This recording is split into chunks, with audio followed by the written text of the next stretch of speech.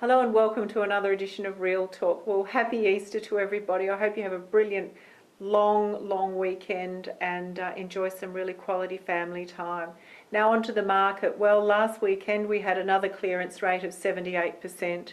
And if I actually had a look at the clearance rates for most of this calendar year, and they've been between 77 and 80% week in, week out. Obviously this Saturday I'm not expecting many properties to go to market, but I'm sure that we're not going to see an immediate slowdown despite all the government efforts that are happening at the moment. Interestingly enough, the stock market and the property market are doing something that's a little bit unusual. They're working together in unison at the moment. We've seen really good growth in the stock market incrementally, and I think the All Ords are sitting around about 5,800, and the analysts are tipping that we'll most likely see 6,000, which is really pre-GFC type of figures. So you know, good time for investors in both camps on that one at the moment. The ATO have just released their figures for who's negatively gearing and who's not, and it seems that Malcolm Turnbull is way ahead of the opposition on this one, hence his capitulation on negative gearing policies, and he'll be keeping it steadfast. And that is that 1 in 5 policemen are negative gearing, and they don't just have one investment property, they have 2 or 3. 53,000 teachers are negatively gearing. And we see that here at Solid. Our 2 biggest sectors of clients at Solid are teaching and care workers and emergency services workers.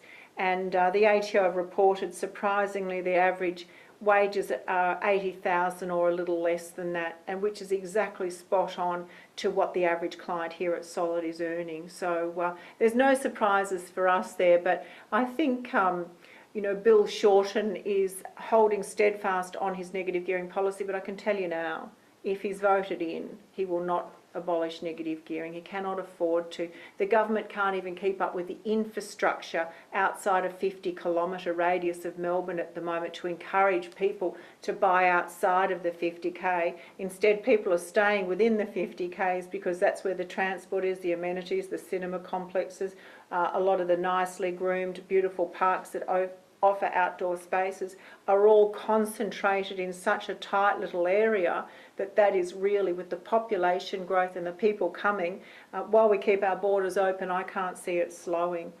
And there's a lot of smarts out there at the moment.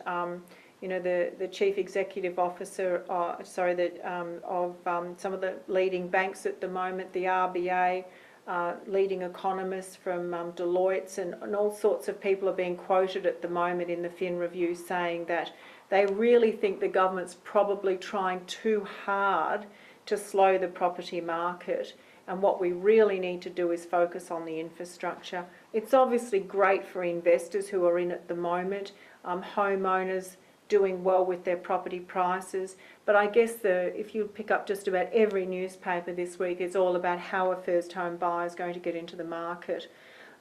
Interestingly enough, I started travelling overseas when I was about 24 years of age, and made some really good friends across Europe, and they've been living with this for a long time, that the affordability hasn't been around in Europe for young kids to sort of leave school, partner, marry and buy a house. It's been for generations that the parents will help them. And I think what we're really struggling with here in Melbourne and Sydney, for example, is that we are cities of the world. We're a global partner in that, and nothing's changed. Our property prices are that of an international standard, which is more than 6 and 8 times the average wage. So I just think there's a lot of re-engineering of our thinking and how we need to be investing so that we can actually hand over a decent helping hand to our children as they come through. And I really think it's just a redevelopment of our thinking to be investing.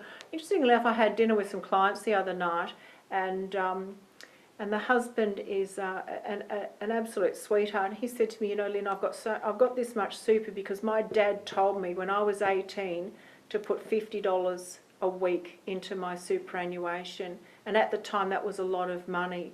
And I thought, isn't that interesting? He'll retire a lot better because of that.